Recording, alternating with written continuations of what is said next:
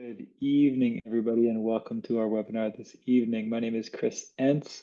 I'm a CFP and advice-only planner and a member of the support team here at Advice, and thank you so much for joining us.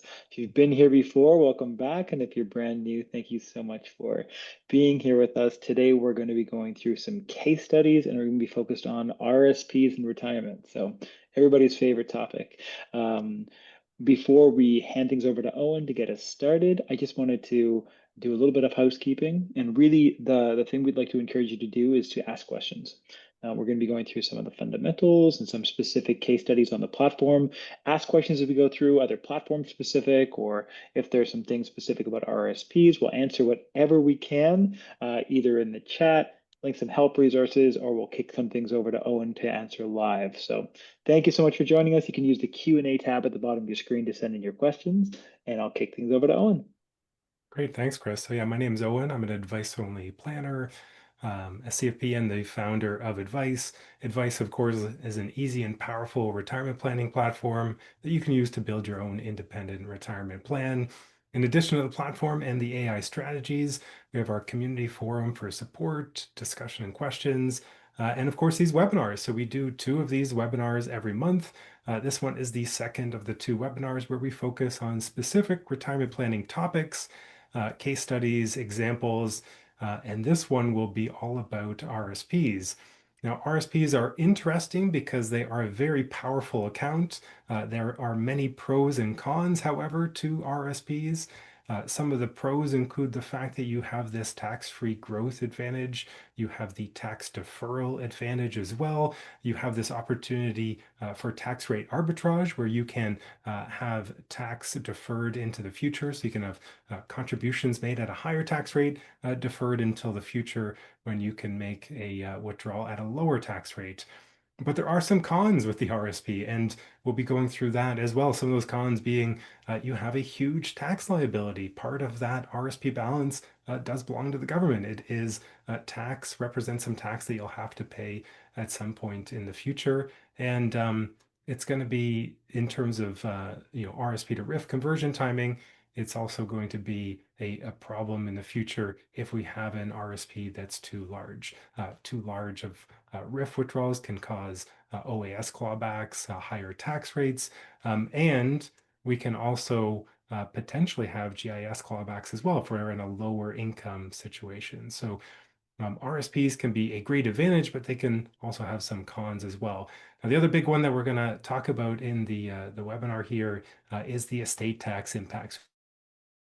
A larger RSP, it all gets wound down all at once in an estate. You can end up with a fairly large tax impact. Perfect. Okay, so let's start the webinar.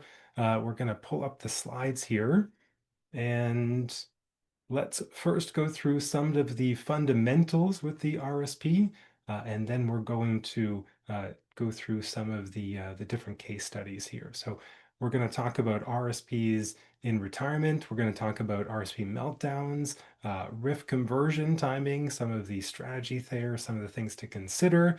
We're going to be going over the fundamentals. We want to touch on some of the basic theory before we get into some of those case studies. We're going to touch on what is an RSP meltdown. So we're going to touch on that as well. We're going to also go through 2 case studies. So one of them is drawing down a larger RSP faster. So talking about some of the pros and cons there, and talking about whether or not the quote unquote best plan is actually the best in a certain situation. So we'll talk about some of the different scenarios you might want to explore within your plan as well. And then the last case studies, we're going to talk about mixing withdrawals, different RSP meltdown strategies, things that you might want to explore within your own plan as well. Any questions before we get started here, Chris? Not so far. Let's do it. Okay, so some of the fundamentals with the RSP then. Obviously, it's an account that we will use typically for longer term savings and investments. So typically it's meant for retirement planning. There can be some advantages at other points, home buyer plan, etc. But mostly this is a tax deferral mechanism and it's more of a retirement planning account. One of the things that we need to consider with RSP withdrawals is that they're fully taxable. So Again, this can be a challenge for old age security clawbacks, higher marginal tax rates, and even in lower tax rates, it can be the GIS clawbacks that can be quite impactful. So even in low and moderate income retirement plans, those RSP withdrawals and the fact that they're fully taxable needs to be a very important consideration. Some of the other advantages, income splitting after the age of 65, this maybe doesn't get talked about enough, is that we can save in a TFSA or non-registered account, but one of the advantages with the RSP is that we can split that income on a tax return after the age of 65 if converted to a RRIF account. So that's one of the big advantages as well. Now, that RRIF conversion timing is another big factor that we need to keep in mind. We'll go through the AI strategies. We'll take a look at how advice can help you explore that RRIF conversion timing. Age 71 is the latest. So we do have to convert an RSP to RRIF by the time the year we turn age 71. That does start automatic withdrawals the following year. So when we think about RSP to RRIF conversion, we can convert at any time. That's definitely a possibility. There are some advantages to that we'll talk about. You do have mandatory minimum withdrawals as soon as you convert, so the year after you convert. But 65 or 64 is often a time that we see come up in the AI strategies or different conversations with clients. And the reason being there's two advantages. One, the income splitting that we had mentioned, but also the pension income tax credit. So typically, we'll see age 65, age 64 be a decision point for the RSP to RRIF conversion timing. Now, 71 is the other point because that's the mandatory age that we have to convert. And 72, we then have these minimum withdrawals that begin every year thereafter. So if we're having a fairly large RSP that's converted to a RRIF, we can see OAS clawbacks at this point. If we have GIS, we can start to see GIS clawbacks. So we're losing a bit of control at that point. So part of the RSP meltdown strategy is to retain control, avoid OAS or GIS clawbacks, and we'll be talking through that as well. Now, for the RRIF conversion timing, one of the factors here is that the minimum withdrawal amount does change depending on your age. So you would have a higher withdrawal percentage based on the previous year's ending balance, and that goes up with your age every year. So that's something to consider as well. With advice, you can also base that on a spouse's age. So if you go to advice, planning projections to the advanced options settings, you can actually set the minimum withdrawal based on a spouse's age for a RRIF or a LIF. That can be an advantage. It can give you more control over when you want to take those withdrawals. So rather than being forced into higher minimums, you can choose a little bit more when you want to make those withdrawals, although deferring for a long time ends up causing issues as well. Any questions so far, Chris? Yeah, a few quick questions. So if you convert your RSP to a RIF in 2025, let's say in this year, are there any pension credits that you can use in that year that you convert? Yeah, so after you convert, if you make a RRIF withdrawal after the conversion in the current year, yeah, of course, yeah, you would get the pension income tax credit if you're over the age of 65. Um, so it's not necessarily the year when the minimum withdrawals start, which is the year after. It's going to be the year that you make that conversion. So you could convert anytime by the end of the year, as long as the withdrawal happens after the conversion has taken place, and it comes from a RRIF account, which technically is a different account, even though mechanically it's pretty much the same as an RSP. Yeah, good question. Any other questions, Chris? Yeah, a few here. So what do the RIF withdrawal rates look like prior to 65? We've only got 65 in our chart there. Yeah. So there are charts. There is a formula that you can use to figure out lower withdrawal rates. Goes down to the 3% range. I think it's 90 minus age, something like that. But you can look up the formula. Chris is nodding his head. So you can look up the formula. But yeah, it's before a certain age. It's just a formulaic. What's the percentage withdrawal? Um, but at an earlier withdrawal rate, we'll talk about some of the strategies where you might want to convert earlier. We'll talk about some of the advantages next. Yeah. Great. Great. A couple more here, just in the fundamental range. So Sure. for RSP RIF income splitting, do both spouses need to be 65 years old? Yeah, no, they don't. So as long as the person who is over 65, they've converted their RSP RIF, they can split their income with a lower, a spouse of a lower age. So As long as they're over 65, as long as they've converted their RSP to RRIF, those withdrawals would then be eligible for income splitting. The younger spouse can't split with the older spouse until they're over the age of 65. So yeah, you can have a younger spouse and split income, with them to them if they're under the age of 65. Yeah, good question. Is it possible to do a partial RIF conversion? So in the case this person wants to work part-time and might want to continue to keep on contributing, is that a possibility? Yeah, you definitely can. So there can be situations where that's advantageous. So over the age of 65, for instance, pension income tax credit. But you want to see whether or not that actually adds value to the plan. Sometimes it just causes more tax, even though you get a bit of a tax credit. So definitely explore that to see whether or not it's worthwhile. You can do a partial RIF conversion in advice by using the group RSP account. So you can set up a separate RSP account using the group RSP, put some of your RSP balance in there, do the conversion on that account only in advanced options. So if you want to explore a partial RIF conversion, that's the way to do it. But typically we find that we're doing an RSP meltdown a bit earlier anyway. So typically we find that we might be withdrawing from that RSP and it might be higher than the RIF minimum anyway, in which case there's some advantages to converting. Great. Well, why don't we keep chipping along? We've got a few more questions, but we'll take another batch in a few more slides. Great. Um, so why consider converting your RSP to RIF early? So why would you do it before age 65? Why would you do it at 65? Big one at 65, of course, pension income splitting. So again, that's usually a key decision point, 64, 65. We want to take advantage of income splitting for couples. The other one's the tax credit. So that's the pension income tax credit. Again, we want to take advantage of that over the age of 65. Now, the one that's not in the advice software in terms of the mathematical impact, but definitely a softer impact you want to consider is that with a RIF minimum, you have optionality in terms of the withholding tax. So there's no mandatory withholding tax on a RIF minimum withdrawal versus an RSP withdrawal. There is definitely withholding tax. Going above the RIF minimum, there is mandatory withholding tax. But that can be one advantage to converting your RSP to a RIF early if you're making those withdrawals anyway. You can manage that withholding tax. You can leave less money with the CRA over the course of the year. So that can be an advantage from a cash flow perspective. It all works out by the end of the year when you file taxes 12, 16 months later. But that can be one advantage to converting to a RIF earlier. The other one's the deregistration fees. So an RSP deregistration, partial deregistration can have fees upwards of $100 to $150 per withdrawal. But when you convert to a RIF, those withdrawal fees are typically quite a bit lower or zero. Some financial institutions allow you to make a number of withdrawals every year from a RIF account for free.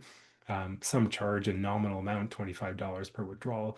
But that's a key consideration. If you have a partial deregistration for an RSP that costs you $100 every time, and a RIF withdrawal costs you nothing, if you're doing 2, 4, maybe monthly withdrawals, that's a consideration that's not necessarily captured in the platform, but that you want to keep in mind. Now, in the platform, you can evaluate RSP to RIF conversion timing. It's quite easy to do. It's in the AI strategies. The AI strategies are constantly evaluating RIF conversion timing for you at different ages. And it can be very easy to see what's the best age. We'll see it in the case study. We'll see that a certain age pops out right away. And so that makes it super easy to see, from a mathematical perspective. Now, again, it doesn't capture that withholding tax advantage or the partial deregistration fees. So there could be some additional advantages there, but definitely from a tax credit perspective, income splitting perspective, we'll see that certain ages typically pop out. Perfect. Before we go to RSP Meltdown, any other questions there, Chris? Sure. Let's take a look. There's a couple of questions around the spousal RRSP. So one question is, can either spouse convert or withdraw from a spousal RRSP? Yeah, so what the spousal RSP, how it works is that you have a contributor to the RSP, you have an annuitant. The contributor is typically the higher income spouse contributing to an spousal RSP for a lower income spouse. The lower income spouse is the annuitant. They're the ones that actually own the account. So in the platform, you'll notice that the spousal RSP we put the ownership under the spouse that will eventually withdraw from the account. And that's the way the bank CRA looks at it as well. The contributor is the other person. So, yes, you can contribute to the account. Your spouse can then withdraw that money. There's certain rules around attribution that you'll want to take a look at before you make those withdrawals or when you need to stop making contributions. But yeah, good question. Spousal RSPs, we can definitely do a deeper dive in a future case study video. And then connected to that, so if a RRIF withdrawal can be used for income splitting, does that not contradict the need for a spousal RSP? Good question. I mean, if you're going to retire after 65, maybe, but we often recommend using a spousal RSP because it just gives you more flexibility. What if they take away income splitting on the tax return in the future? What if that becomes something that gets removed by a future government? Having a spousal RSP, having very equal registered assets before you retire can be a real advantage. Now, pre-65, if you're retiring early, 60, 55, or even earlier, then you really want to consider a spousal RSP. You want to reach retirement with you and your spouse having very equal registered assets just to give you the most flexibility in terms of tax planning, withdrawal planning. So yeah, spousal RSP, technically, maybe not required. Maybe you don't need it in your plan. Is it a best practice? Absolutely. If you can have equalized registered assets at the time you reach retirement, whatever that age is, you just have the most possible flexibility. There's some nuance. There's some definitely some very specific strategies around SO's RSPs. If you have an age gap, won't get into that in this case study, but we can definitely dive into it in the future. There's some neat planning strategies with a SPOSA RSP when there's a difference in age as well. Great question. Next question, if you convert your RSP to a RRIF, can you set up an RSP, another RSP?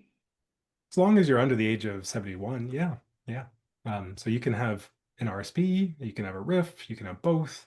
Yeah, definitely not a problem. So you can keep contributing, you can set up another RSP, you can keep contributing if you have RSP contribution room. It's only once you reach 71, you have to convert, then you've lost the opportunity. So age 72 plus, you can't make contributions except for to a spousal RSP. So that's the little trick there. So we can definitely get into that, but you can contribute to a spousal RSP for a younger spouse, even if you're over the age of 72. Right. The pension income tax credit, does that get included as income when you withdraw the amount from when you withdraw the money from your account? It is income, so it's a tax credit. So it shows up on income on line 23600 or 26000. It shows up as taxable income, so it will impact things like guaranteed income supplement, old age security clawbacks. You do get a tax credit later. We recommend taking a look at the difference between taxable income deductions and tax credits because tax credits really reduce the amount of tax that you owe. They don't change the income that shows up on your tax return. Deductions do, they change your taxable income, but not tax credits. All right, let's keep on going a little bit. And we'll come back to the questions Great. in a little bit. So let's talk about RSP Meltdown. So if you look at some of the content out there, videos, blog posts, etc., RSP Meltdown is sometimes defined differently than maybe you've seen on the advice platform. So we want to talk to a little bit about, what is an RSP Meltdown? How is it being defined on the platform? How might you use it to evaluate different drawdown strategies? If we look at this upper example, we've got a non-registered account being drawn down first. We've got income from non-registered. Then we switch to the registered account, the RSPs. In this case, we're delaying those registered withdrawals until maybe after the non-registered is depleted. Fairly typical decumulation order that we might explore. But with an RSP meltdown, we're not necessarily melting down the RSP first in terms of order, although we could. We'll take a look at decumulation order. But really, when we talk about RSP meltdown, we're making withdrawals from an RSP faster than would otherwise maybe be necessary. So we could definitely draw from the non-registered account first, as we can see in the first example, but we're choosing to make larger RSP withdrawals, even though we have other assets we could draw from. And we're choosing to do that for tax planning reasons, for maybe estate tax reasons, maybe for liquidity reasons or other reasons. And so here in this example, we're smoothing out tax a little bit more. We're triggering more taxable income in early retirement when we have a lower tax rate, and that helps us smooth out some of that tax burden over the course of the plan. Now, we'll see some more examples of this, but we want to highlight that an RSP meltdown in the platform definitely is a little bit expanded beyond just melting down the RSP as quickly as possible. So why might you want to draw down an RSP faster? Smoothing out tax is often a big one. So even though you could draw from non-registered or TFSA, sometimes we have lower tax rates in early retirement and we want to take advantage of that, filling up a certain tax bracket using registered withdrawals very strategically. So we might mix withdrawals between registered, non-registered, and other income sources to hit certain tax planning thresholds. We might also want to use that to maximize OAS, GIS benefits. So one of the problems with RSP withdrawals, it's fully taxable income and it can trigger clawbacks on these benefits. So imagine a large RSP converted to a RRIF at 72 might trigger some old age security clawbacks. We might want to melt down that RSP earlier. Again, even though we might have lots of non-registered assets, we might choose to melt it down a bit earlier, spread out those withdrawals over time to avoid some OAS clawbacks. When it comes to GIS, we might be doing a really fast RSP meltdown because every dollar that we withdraw from an RSP does cause GIS clawback. So maybe we want to get all that money out of the RSP RRIF as fast as we can up to a certain tax bracket. So government benefits, OAS clawbacks, GIS clawbacks can often be one of the considerations behind how we're melting down an RSP account. Estate tax is the other big one. If you've got a large RSP, 500,000, a million plus, if you've got a couple which each have large RSPs, there's the risk of having a large amount of tax on the estate when all of those registered assets essentially get triggered at once. So if we pass away earlier than expected, if we have a spouse who then rolls over assets to a surviving partner and then they pass away, we can sometimes have a very large estate tax bill simply because all of those RSPs are being unwound at one point. So minimizing estate tax can often be one of the considerations, and we'll see that in the case study. And then liquidity, that's not the mathematical advantage here. This is definitely a soft factor, but increasing liquidity, having more money in TFSA or non-registered accounts can be a big advantage to an RSP meltdown. It might be not the most tax efficient thing to do, melting down the RSP faster than necessary, but it can put more money into accounts that are easier to access. TFSA accounts still growing tax-free, even non-registered accounts, even though there's some tax there, more liquid, more accessible. So if there's a large expense, gift, emergency, having that money liquid can be a real advantage. Even though it's not quote unquote the best plan, it still might be the best plan for you, given your goals, values, future possible considerations. Now, in the platform, we do evaluate all of the different RSP meltdown thresholds. So every tax level, we're testing to see whether or not it's an advantage for the plan. So do we draw it down faster, slower? We're evaluating all of those options so we can get a sense of what's the speed at which we want to draw down those RSPs.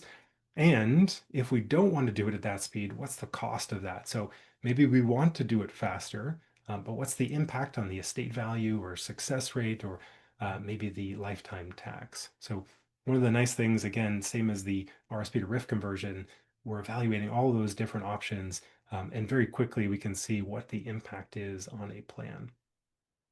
Now, of course, we'll kind of see the different drawdown plan. We'll see the cash flow that we'll see within advice. But yeah, let's jump into our first case study, unless there's any questions, Chris. Yes, there are a few left here. Question, if the RIF is fully invested in equities, can you take the RIF minimum out in kind as equities, or are you required to sell them and withdraw it as cash? I don't think you have to convert to cash. We'd have to double check. I'm not 100% sure off the top of my head, but 99% sure you can make an in-kind withdrawal. Can be a bit tricky to make sure you hit that minimum, so maybe you do a bit more. But fairly certain that you can withdraw in kind and still have that count towards your RIF minimum. But double check that, make sure I'm right. 99% sure though. Thanks, Owen. Is there a limit to RRIF withdrawal income splitting? Is there a limit to the percentage that you can split? Yeah, you can split up to half. Yeah, good question. So defined benefit pension income, RIF income, you can split up to half of that income with a lower income spouse. So yeah, it's a good question. You might not split all of it. If you're trying to equalize taxable income, you might only need to split 5 or 10% of that income, but there is a limit and it's half. 50% can be split with a lower income spouse. And last question, is it possible to convert a RRIF back to an RRSP? Yeah, you can. Yeah, you can convert an RSP RIF back. Again, it's just a type of account, so you can make an in-kind transfer back over to an RSP account and essentially stop those minimum withdrawals. So before the age of 72, that's a possibility. At 71, you have to make the conversion. So by the time you hit 72, um, there is no opportunity at that point. Great, All right. thank you. So let's take a look at the case study. Let's frame this up. We've got Jason and Allie. Jason's 57, Allie's 60. Bit of an age gap there. They're retiring this year. They want to draw down their RSP. They want to know what the best way is to do that. Got quite a bit of financial assets, 1.3, 1.4 million, 1% investment fees, assertive investors, so 75, 25. Let's jump over to the platform. Let's take a look at this example and let's walk through, yeah, some of the situation here. So let's pull this up. So we've got, again, 57 and 60. We've got a total amount, financial assets. So lots of registered, it's almost 1.3 million. So majority registered assets here. Reasonable spending goal. So they've got about $70,000 spending goal. We'll see whether or not they can increase that, but pretty reasonable given their assets. They are retiring a bit early. They do have CPP and OAS starting here. It looks like 65. So um, Jason's younger. Jason's 57. So we've got Allie starting at 65. We can see Jason starting here at 65. So by the time Jason's 65, all of that's phased in. And then we do hit some RIF minimums here. So more than they need at that point. And then they end up saving that in a TFSA or non-registered account. Now, one of the problems here is that if we have a shorter life expectancy, we end up with a lot of estate tax. In this case, where we have a 95 life expectancy, it's not so bad. We've got maybe a teensy little bit of tax on the estate, but we end up drawing it down fairly well by our early to mid 90s. But let's take a look at a shorter life expectancy. So maybe Jason Alley, maybe they're worried about a shorter life expectancy. Maybe it's family history, maybe it's a medical diagnosis in the past. So let's rename this. Let's say it's the base plus, let's say age 75 life expectancy. So let's say it's age 75. We can use the AI strategies to evaluate that. So let's go here to survivor scenarios. We've got 95 at the moment, but let's change that to 75. And in particular, we want to take a look at the after-tax estate value, but it's more the estate tax because there's a lot of money in registered accounts still in that mid phase here in mid-retirement. So if we have a slightly below average life expectancy, we're going to have a $400,000 estate tax bill. We're going to see all of that $875,000 left in the RSP accounts. All are going to be taxed at once. We're going to have a very big estate tax bill in that situation. So in this case, we want to maybe explore an RSP meltdown. If that's a legitimate sort of fear is that we have a shorter than average life expectancy, we maybe want to explore a different way to melt down these assets. So let's make a copy of this and let's look at an RSP meltdown. And so let's rename this. So let's call it the meltdown scenario. Let's set that life expectancy back up to age 95 for both of them. So let's get back to that original base scenario that we had. And let's explore the RIF conversion timing. And let's also explore the RSP meltdown. So let's do the RIF conversion timing first. Let's rank by after-tax estate value. Can already see it here. So again, age 64 looks to be more attractive. It seems like 62, 63, 64, all the same in this case. So let's choose age 64. And let's go ahead and do the same thing for Allie right away as well. So again, look at it in your plan. It might be different if you've got different assets, different income, different distribution of assets per account. Your situation might be different, but in this case, it does help with your estate tax to do that. Now, the other one we want to take a look at is the RSP meltdown. So maybe we want to hit a certain tax bracket. So maybe we want to fill up that first tax bracket, 49,000 for both of them. So let's see what that does in terms of the speed of withdrawals. And let's see if that's quick enough for them. It definitely, we're withdrawing more than we need to. We can see that because there's savings earlier. So they can meet their spending goal, no problem. They've got excess cash flow from those additional RSP withdrawals that we're making. We're hitting that certain first tax bracket for each of them. Definitely smoothing out tax, which is nice. We still have quite a bit of assets here in their mid-retirement years. So let's maybe look at a faster RSP. Oh, no estate tax. So that's attractive. But let's look at a faster RSP meltdown, even faster. And it's interesting because we already know it's not the best from an estate perspective. We already know that if they live to 95, it's not the best thing to do a faster RSP meltdown. But if this is a legitimate concern, maybe that difference in estate value is not a problem for them. So let's look at this scenario. So here we do withdraw pretty much all of it by age 80 or so. So definitely a bit more attractive and lots of liquidity. We've got tons of money in a non-registered NTFSA. So if we wanted to provide gifts in the future, if we wanted to spend more in early retirement, now we've got the liquidity to do that. So maybe there's other advantages to this as well. Now, before I look at the shorter life expectancy, let's go to the compare tab. Let's compare these two. So if we just look at the base where we melt down the RSP slowly over time, just based on what they need for spending, it does lead to a higher ending estate balance. So if we do melt down the RSP, there's definitely a cost there, um, but there's advantages, liquidity advantages. And the other advantages is going to be if they have a shorter life expectancy. So let's take the meltdown scenario. Let's copy it and let's look at a shorter life expectancy here. And then we can compare those two. We can see if it's a real advantage or not. So let's rename this one. Let's say it's Meltdown plus age 75 life expectancy. And let's use the AI strategies to change that. So let's go back to survivor scenarios. Let's choose that age 75 like we did before. And let's then compare to that base one. We'll see if it's better from an estate tax perspective.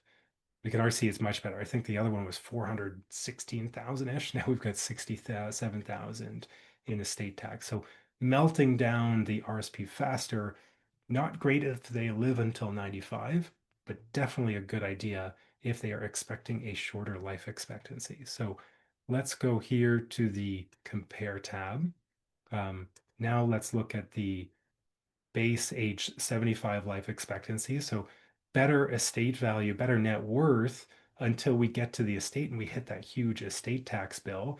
If we melt down the RSP earlier, it doesn't look as attractive at first until we hit that massive estate tax and the fact that it's lower in this scenario. So we end up with significantly more assets in the estate if we expect a shorter life expectancy.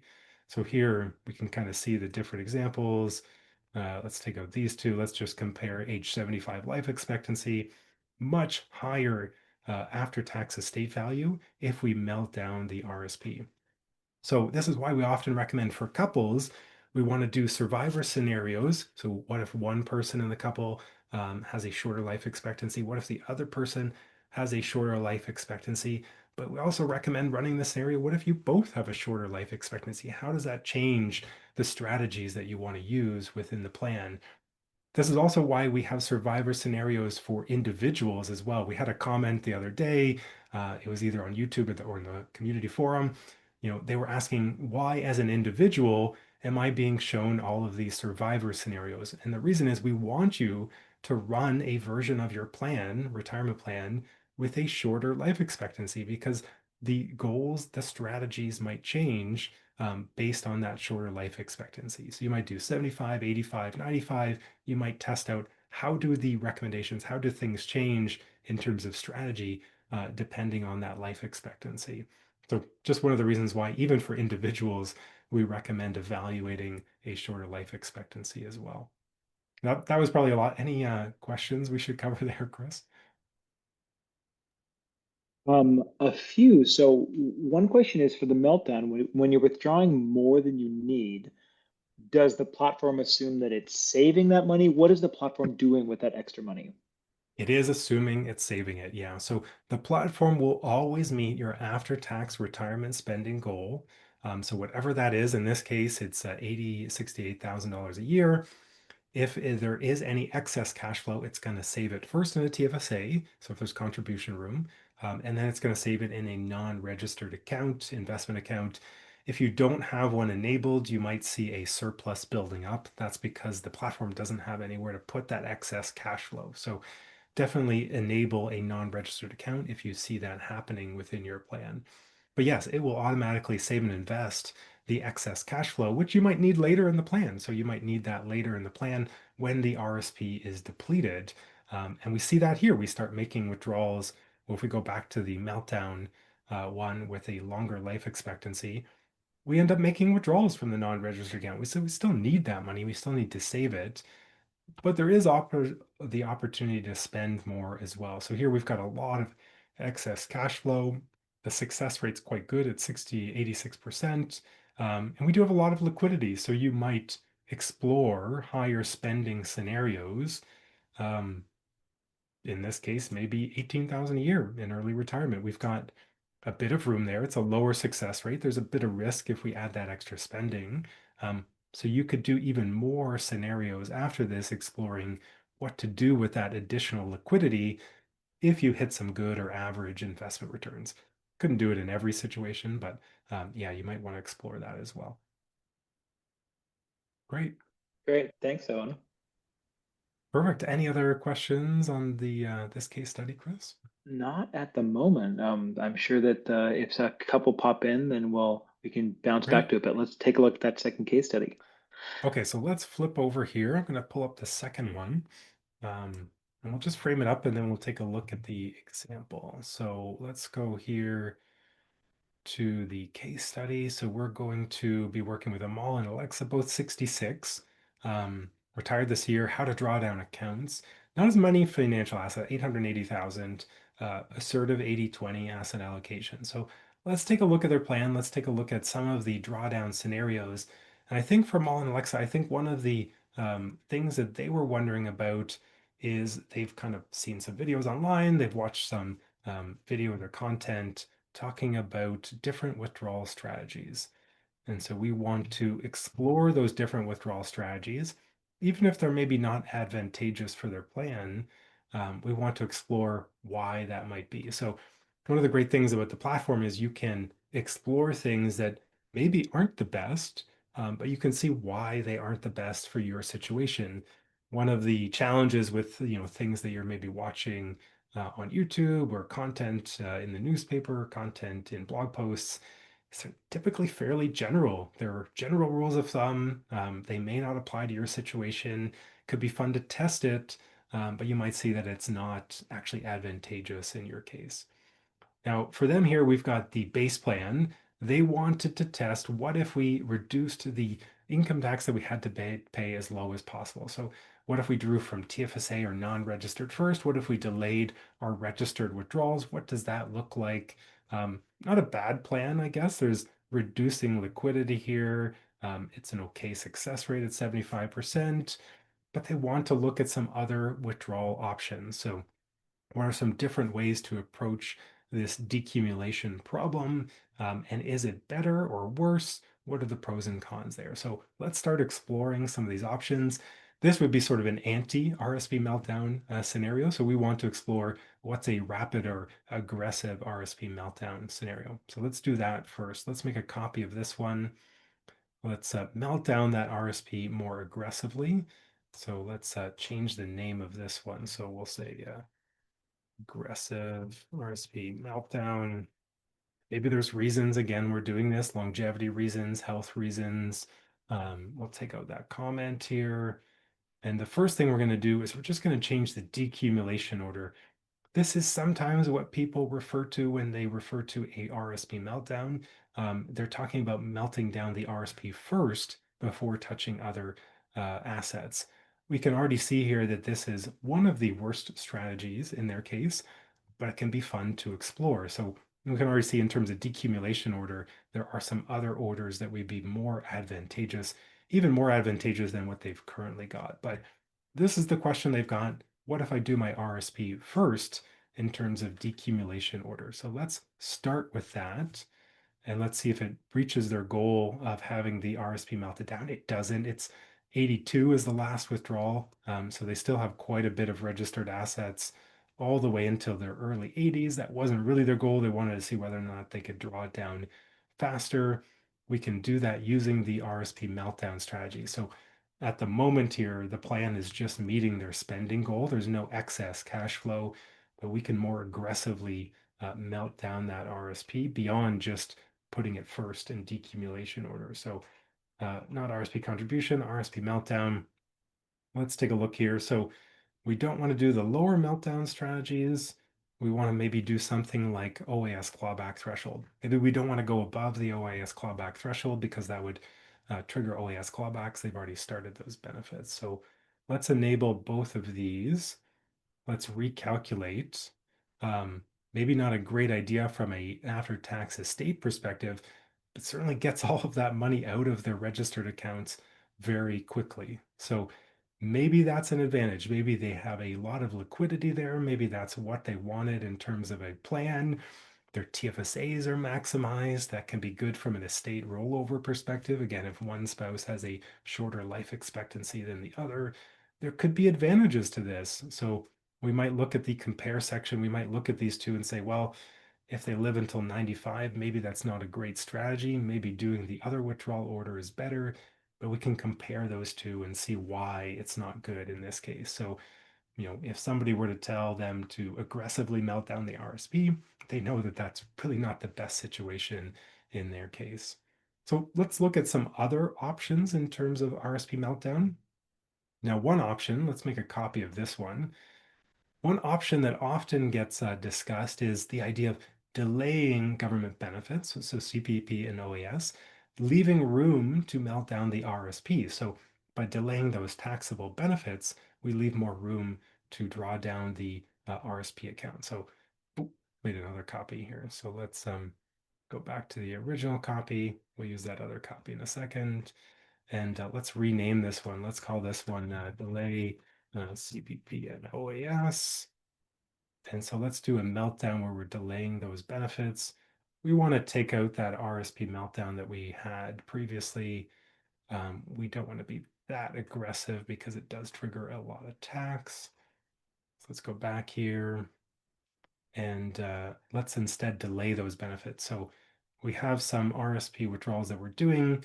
That's enough to meet their spending goal on an after-tax basis. But let's delay CPP and OAS and let's see if we can draw more from those accounts. So let's go here, after-tax estate. So it's already a top-ranked strategy. So let's enable both of those. We can push out those OAS benefits. That gives us more room to draw down the RSP. So we are drawing it down a little bit faster here. And then let's do the same thing with the CPP benefit as well. So let's delay until age 70.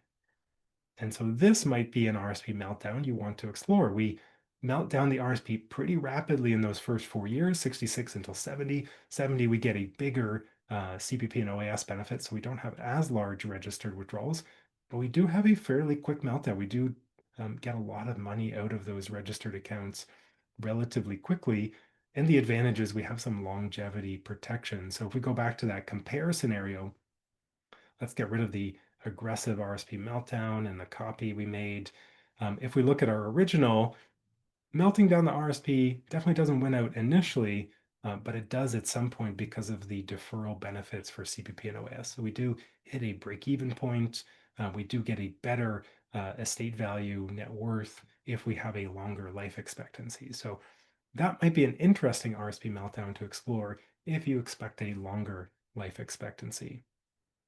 Any questions so far, Chris, or should we look at the last example? A few questions, not specifically about this case study, but it might be helpful to take a look at. So, Sure. somebody asked a little while ago and just wanted to see you actually do this. Was they're looking to compare converting a lira versus converting an RSP. So, can we look at Hmm. converting those accounts separately, and how would we do that? Yeah, you can. So it's a good question. The RSP to RIF conversion strategy will convert both a Lira DCPP to a LIF as well as an RSP to a RIF when you might want to do those separately. So you may want to convert a DCPP, a defined contribution pension plan, a Lira to a LIF. You might want to do that earlier. It's a restrictive account. So sometimes we want to get money out of that account as much as we can, as soon as we can. There can be unlocking advantages there as well. I don't think we have a lira in this example. Oh, we do. Yeah, we do have a lira lift. There's no balance in there, but if you go to the advanced options, so if you go to planning projections, right above, top right of the table, we have advanced options. A lot of control there if you want to tweak scenario by scenario. You would want to look at converting at a specific age. So rather than using the AI strategy, you would come in here and set a specific conversion age for the Lira LIF or the DCPP instead of the RSP RIF account. So that's the way that you would do one versus the other. See if it's an advantage in your plan. You can also set the unlocking percentage here, the RIF and LIF minimum based on a partner's age as well. So that's where you'd want to test that sort of a strategy in your retirement plan. Great.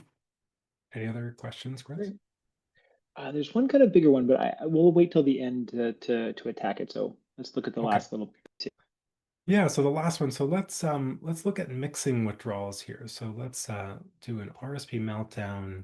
Um, we're going to mix withdrawals. So we'll show you how we can do that. And the reason is the RSP meltdown strategy, when it's targeting a specific tax level, if you require additional income and you have assets in a TFSA or a non-registered account, it will target that taxable income and then any other using registered withdrawals, and then any other income cash flow required will come from those other accounts. So let's take out the overrides here. So let's go back to RSP Meltdown.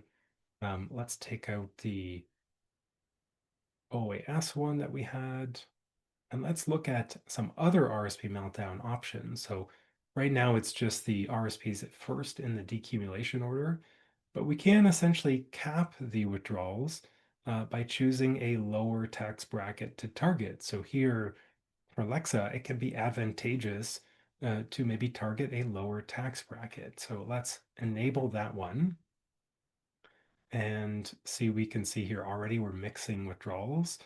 And then we can do something similar for Amal as well. So we can add significantly more estate value by maybe spreading out those withdrawals a little bit more. So here we're getting some non-registered withdrawals. We're smoothing out the tax a little bit more over the course of the plan. We still have some larger withdrawals at 72 because we're again hitting those RIF minimums. And we do need a bit more for spending as well. But the advantage here is that we can reduce the tax earlier in the plan. We can take advantage of those lower tax rates, lower income levels. And then later in the plan, we can also mix withdrawals, spreading out some of those registered withdrawals as well. Now, we'll take a look in the compare section. We'll see if this is actually an advantage or not. It looks to be an advantage towards the end of the plan. So we do trigger some more tax earlier than the other initial strategy. But by the end, we have melted down more of the registered account than in that initial scenario. So less estate tax is how this scenario wins out in this case. Your situation might be different. You might have a different target in terms of RSP withdrawals, but it's important to explore some of these different options. Or you could just go through and use the top ranked after tax estate value, creating your own kind of custom withdrawal plan as well. Perfect. Yeah. Any other questions we should cover, Chris? Yeah, a few more questions, and some that kind of start spoking off into some not super related topics, but are still things that we might be able to touch on. But I think just to reiterate what you were saying about one of the great advantages is when you somebody, around the dinner table or at the coffee shop say, "Oh, it's always the best idea to melt your RSP down as fast as possible." You never know what that means in your situation, but the cool thing with advice is you can just take it for a spin, see what it looks like, and really understand in your own plan if something like that makes sense or doesn't make sense. Because a grain of truth in somebody else's situation just might be interesting in yours, or it might not apply at all. Yeah. Yeah, every situation's unique. We see it all the time with clients, with users on the platform. Um, what works with somebody might not work for somebody else. Even if you and I have the exact same situation, same assets, same accounts, same exact balances, even our spending patterns, our choice of when we want to withdraw that money and what we want to use it for might impact the way that we draw down those assets. So every situation is unique. That's the great thing about the AI strategies. You can really explore more iteratively how you might build the perfect retirement plan for your exact situation, goals, values, life expectancy, etc. Yeah, great. Any On questions that we should world of cover, life Chris? expectancy, yep. Yeah, we have a question about and expecting a long expected life expectancy may lead you to use a certain plan, but what happens when the unexpected happens? Any thoughts for strategies? Yeah, I think this is where we want to evaluate both options, a longer life expectancy and a shorter life expectancy. Um, and we do recommend doing multiple scenarios there so that you can see the impact of those decisions on the plan over time. For couples, it should be at least four scenarios, your base scenario, the two survivor scenarios, and one with both of you having a shorter life expectancy. For an individual, you're going to have two. It's going to be one with a longer life expectancy. We want to cover longevity risk. We want to cover inflation risk.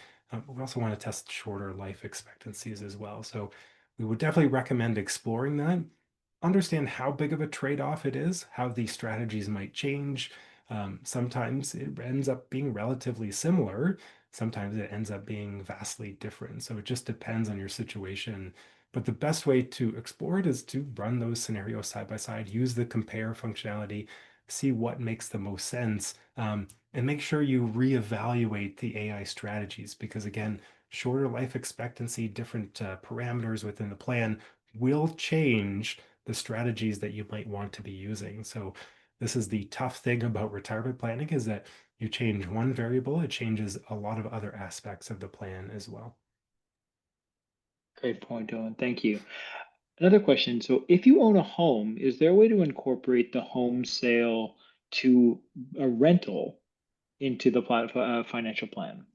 Yeah, absolutely. So we do have downsize in terms of help resources. There are downsize help resources, how to model that out, the impact that has on your success rate. Um, Freeing up the equity in the home can be a great way to boost your success rate, especially towards the end of the plan. It can be a great fallback asset, can be great for long-term care costs, in-home care costs. So modeling out the downsize especially if you've got a significant amount of home equity, can be a great way to, again, sort of get the most out of your plan if that's something you're willing to do. Not everybody's willing to do that. So, again, if you're willing to access that equity, there are different ways to do it. Now, downsize is one. We do have some help resources around reverse mortgages or HELOCs. Another way to tap into home equity, something great later on in the plan when you want to be in your home for those final years. That can be a great tool as well. There are pros and cons there, so take a look at that help resource as well. But yeah, good question. Definitely a way to model that out. And maybe how it affects your RSP meltdown or your different withdrawal planning as well. Great. Great, thanks, Owen. Next question. So, they're wondering if they can capture all of their investment details, like five GICs with different interest percentages, and how do they work that into their plan? Yeah, so you do have to do a blended rate for each type of account within advice. You have one balance that you can enter. You can enter the asset allocation, the rate of return assumptions. So you do need to create a blended rate for those GICs. You need to include that in your fixed income allocation. So yeah, you can't unfortunately model out 5 individual GICs. That just adds a lot of complexity to the platform. So you need to lump them together into sort of one asset. Now, as you draw that down, you just want to make sure the platform is not drawing when the GIC hasn't matured yet. So it can be a liquidity problem if you've got money in a certain account, but it's locked into a GIC of a certain length. So just make sure that the platform is not drawing on that account when maybe those GIC hasn't matured or you don't have other assets you could use. But yeah, good question.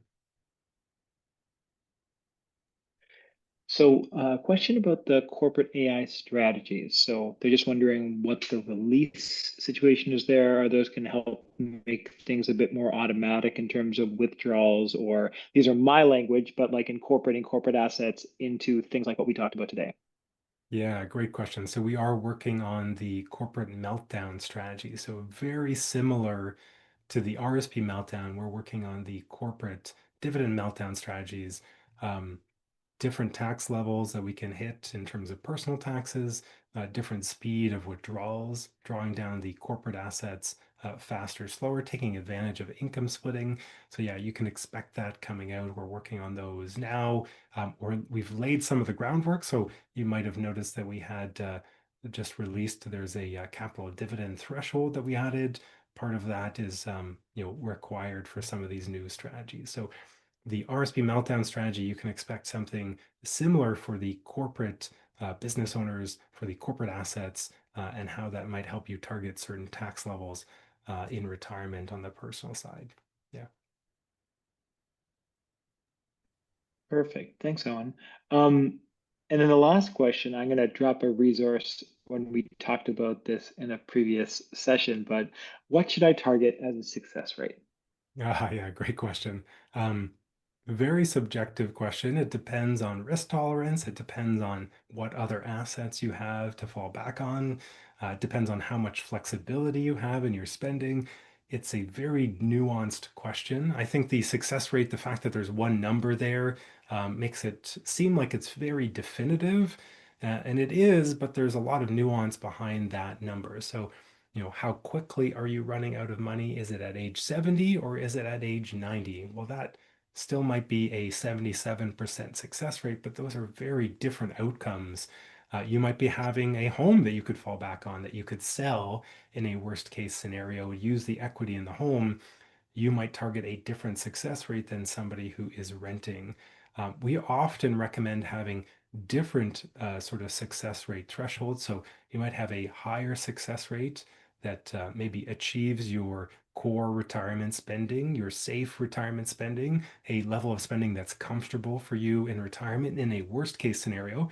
But you might also have another scenario with a much lower success rate if things are going really well. If we're getting, like we are, if we're getting 10, 20% returns every year, if we're seeing inflation reasonable, if we're seeing good investment returns, if everything is going according to plan, you might choose to spend at a higher rate, even though there's a bit of risk there if we face a downturn or higher rates of inflation. So as long as there's flexibility there, yeah, there's definitely some nuance behind that.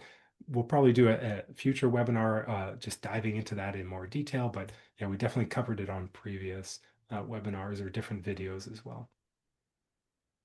It's a good time to just to plug. We had a similar question on the Reddit in the Reddit community just today, and there were a few users weighing in with how they find their best success rate, which we love. It's great to hear how other people are evaluating that, and that might also help. So we'll just drop the link to the Reddit community there. It's the best way to ask questions to us. We're on it a lot, and really we're 7 days a week able to answer questions pretty quickly these days. So best place to answer your question and also get a sense of what other users are doing and what they're asking. So definitely recommend hanging out there and checking out that answer for that question.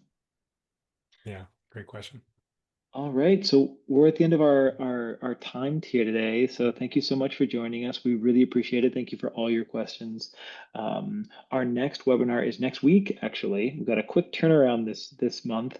We're doing our office hours session next week. So that's more of an open question period. If you want to come back, ask some questions, get into the weeds in your plan, see what's working, what's not, please join us for that. Those emails went out today, and you'll get another one next week. Thank you so much for joining us, as always, for all of your questions, and have a great rest of your month. Thanks, everybody. Thanks for joining.